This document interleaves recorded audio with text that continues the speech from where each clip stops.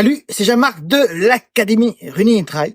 Bienvenue dans cette vidéo. Tu te demandes quel échauffement running tu dois faire en fonction de telle ou telle course ou de telle ou telle séance de fractionné.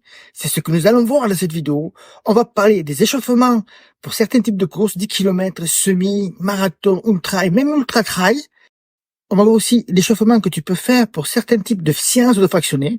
Enfin, dans cette vidéo, je vais répondre aussi à quelques questions que j'ai reçues. C'est parti. Mais avant de te donner mes conseils selon le type d'entraînement que tu fais ou de compétition que tu fais pour l'échauffement, à quoi sert un bon échauffement? Pour les runners, pour les trailers, le principal intérêt de l'échauffement, c'est d'éviter les blessures. Plusieurs études sont parues dessus, et il y en a une, par exemple, en 2010, qui a montré que bien s'échauffer permettait d'éviter environ 50% du risque des blessures. Donc c'est vraiment très très important de bien s'échauffer. Mais c'est pas le seul avantage. Bien s'échauffer, ça permet aussi de booster ses performances. Parce qu'avec une bonne préparation à l'effort, sous différentes formes cardio, formes musculaires, formes articulaires aussi, mais tout ça va te permettre d'être prêt pour le départ de ta course ou pour le départ de tes séances de fractionné, de mieux rentrer aussi dedans mentalement, et ça va t'aider donc à booster tes performances. Maintenant, on rentre dans le cœur du sujet, ce qui t'intéresse. Quel échauffement pour un 10 km par exemple? Pour un 10 km, pour des courses très rapides, un 5 km, un trail court, ou un cross par exemple, l'échauffement est très important. En fait, plus tu vas courir vite durant la compétition, plus l'échauffement prend de l'importance et plus il va durer longtemps également aussi. C'est un peu le paradoxe. Donc, pour un échauffement de type 10 km, je te recommande l'échauffement en 3 temps. C'est celui qu'on a adopté à l'Académie Running Trail. Voilà globalement comment ça se passe. Tu as un petit footing en endurance, d'une durée comprise entre 20 et 30 minutes. Tu vas faire ensuite des gammes techniques, montée de genoux, talons-fesses, pas sauter, et ça va durer là aussi 5 à 10 minutes. Enfin, ce n'est pas fini. On conclut par des lignes droites. Les lignes droites, ce ne sont pas des accélérations, ce ne sont pas des sprints, ce sont des accélérations. Des accélérations progressives sur une distance d'environ 85 mètres. L'objectif de ces lignes droites, c'est de te mettre dans le tempo de la course. Donc, si tu fais un 10 km à une certaine allure, l'objectif, c'est d'être à la fin de ces lignes droites dans l'allure de ton 10 km. Voilà. Donc, on a un échauffement pour les 10 km qui est d'environ une trentaine de minutes, tout compris. Et avec ça, tu es vraiment prêt pour entrer dans ta course. Alors, quand on voit forcément des coureurs qui font juste 10-15 minutes pour papoter entre amis, entre collègues de course, c'est juste, et c'est pas là, avec ce type d'échauffement, que tu vas faire de bonnes performances. L'échauffement en 3 temps que nous te proposons est l'un des plus complets qui va te permettre d'être fin prêt si tu recherches les records sur 10 km. Maintenant, on va passer à l'échauffement d'un semi-marathon. C'est grosso modo le même type d'échauffement que pour le 10 km. Comme l'allure de course est un peu moins élevée, on peut restreindre un petit peu la durée. 10-15 minutes d'échauffement en course à pied, des gammes pendant 5-10 minutes là aussi, et quelques lignes droites. On raccourcit un petit peu. On n'est pas obligé d'avoir un échauffement aussi long que pour le 10 km. Là, bien sûr, tout va dépendre de ton niveau. Tu es un coureur de niveau premium, forcément que tu vas pouvoir ajuster cet échauffement et le faire durer un peu plus longtemps pour rentrer un peu plus dans ta séance, un peu plus dans ta course. Maintenant, voyons l'échauffement pour un marathon. Trop souvent, on voit les coureurs, c'est vrai que pour les grands marathons comme celui de Paris, de New York, c'est compliqué de se chauffer, mais très souvent, on voit les coureurs rentrer directement dans le sas, faire quelques montées de genoux, tout ça. Ah, c'est pas forcément ce qu'il y a de mieux, mais vu les circonstances, parfois, on peut pas faire autrement.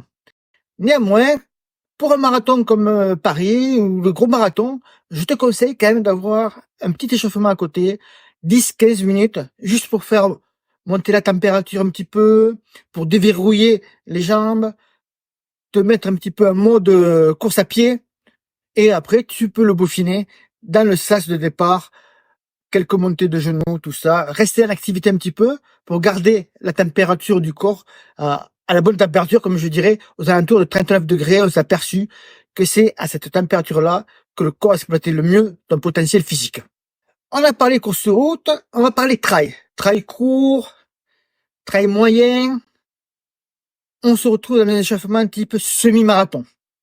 Un trail long, un ultra trail, on se dit forcément, je suis parti pour une dizaine d'heures de course, et je vais m'échauffer sur les premiers kilomètres.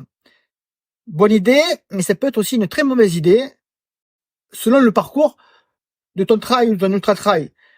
Si tu attaques au bout d'un kilomètre par une super montée, ou alors à l'inverse, tu attaques avec une super descente, tu as intérêt à ce que les jambes soient quand même assez prêtes. Physiquement, il va falloir rentrer rapidement dans la course. Donc là aussi, un échauffement un peu de type marathon, 10-15 minutes. Ce que tu peux faire après, c'est des exercices d'équilibre sur une jambe, tout simplement pour déverrouiller un petit peu les chevilles, parce que sur les trails, les chemins, tout ça, les pieds partent un petit peu dans tous les sens, pour déverrouiller les genoux aussi. Et juste, ça va suffire. Il n'y a pas besoin de monter trop dans les échauffements pour un trail. 10-15 minutes, quelques petits exercices d'équilibre pour réveiller un petit peu les articulations, les tendons, et tu seras prêt. Retiens bien ça pour tous ces échauffements avant une course. Il faut maintenir la température idéale à 39 degrés. Donc, lorsque tu seras dans le sas, il va falloir continuer à bouger un petit peu.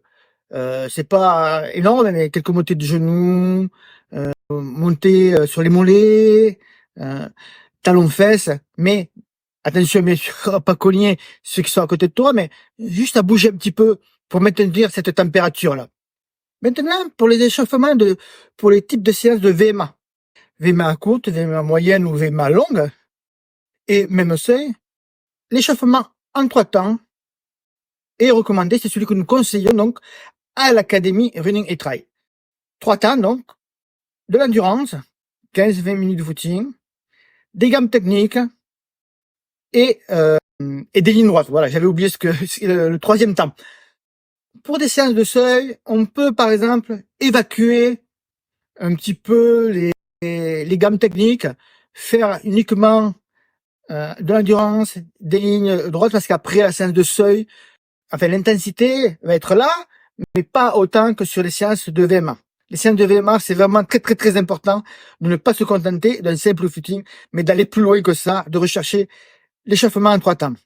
Maintenant, je vais te répondre à quelques questions et qui sont très souvent posées lorsque des runners, trailers cherchent des informations sur le bon échauffement à faire en course à pied. Faut-il s'étirer?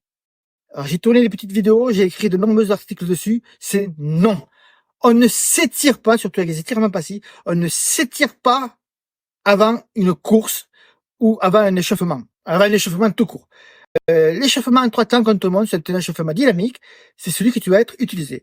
Les étirements avant un échauffement ou pendant un échauffement même, c'est l'une des pires erreurs que tu peux faire. Elle conduit inévitablement, ou pratiquement dans de très nombreux cas, à finir par te blesser. Très souvent, parce que très souvent, on allonge l'élasticité du muscle, alors que justement, à l'inverse, on recherche de la rigidité pour faire ce type de séance. Les étirements, les études l'ont montré avant les étirements passifs, et bien sûr, je te parle des étirements passifs et pas dynamiques. Les étirements passifs sont à éviter. Alors, je t'ai parlé des étirements dynamiques. À l'Académie Running Trail, on ne les conseille pas non plus. Tout simplement pour une raison simple, c'est qu'ils demandent un certain niveau de pratique et d'expérience dans ce genre d'exercices qui sont très souvent faits dans les écoles d'athlétisme, mais pas dans des associations ou dans des clubs course à pied ou autre. Donc vraiment, oublie les étirements avant ou pendant l'échauffement. Comment savoir si ton échauffement a été bien réalisé? Tu dois sentir une élévation de la température corporelle, commencer à transpirer. Tu dois sentir aussi que le cardio monte. Si tu regardes sur ta montre, les pulsations doivent avoir monté. Et puis tu vas avoir une sensation mentale d'être vraiment prêt pour rentrer dans ta séance. C'est là que tu vas voir la différence entre un simple footing de 10 minutes avant de faire sa séance de fractionné. Et si tu essayes, moi je te conseille vraiment de le faire, l'échauffement en 3 temps, tu vas voir la différence lorsque tu vas attaquer la séance de VMA, tu vas te dire, ouais, là je suis quand même beaucoup plus près, physiquement et mentalement à faire de bons chronos sur cette séance de fractionné. Dois-tu adapter ton échauffement en fonction de la météo? Effectivement, c'est une très bonne question aussi, en fonction de la météo, s'il fait trop chaud, s'il fait trop froid. S'il fait trop froid, à ce moment-là, il va falloir augmenter la durée, notamment la durée du footing qui est la première étape de notre échauffement. Au lieu de faire 15-20 minutes, tu vas faire 25 ou 20 à 30 minutes, quoi. Inversement, s'il fait très chaud, on peut réduire cet échauffement-là. Au lieu de faire 15-20 minutes en endurance au départ, une dizaine à 15 minutes, ça va suffire largement. Les gammes techniques, au lieu d'en faire 10 minutes, on n'en fait que 5 minutes. Et on garde toujours les lignes droites, par contre. Autre question, est-ce qu'on doit adapter son échauffement en fonction de son âge? Là aussi, il y a consensus. Plus tu deviens vieux, plus ton échauffement va durer longtemps. Parce que tu as besoin de beaucoup plus de temps pour mettre en marche, on va dire, les muscles et les tendons. Donc, il va être très important d'avoir toujours un bon échauffement. Que tu aies 50, 60 ans, tu réalises un échauffement en 3 temps, donc avec 20, 30 minutes de footing, quelques gammes techniques, des lignes droites, tu seras prêt, tu peux me faire confiance. Et voilà, on a fini avec l'échauffement running. Si tu es membre de l'Académie Running Trail, je t'ai préparé une fiche technique que tu vas pouvoir télécharger directement dans ton espace membre. J'espère que cette vidéo t'a plu. N'oublie pas de la liker. N'oublie pas de laisser aussi un commentaire en dessous pour me dire quel échauffement toi tu réalises en temps normal. Et si tu vas essayer aussi notre échauffement en 3 temps, je te dis à bientôt et bon run!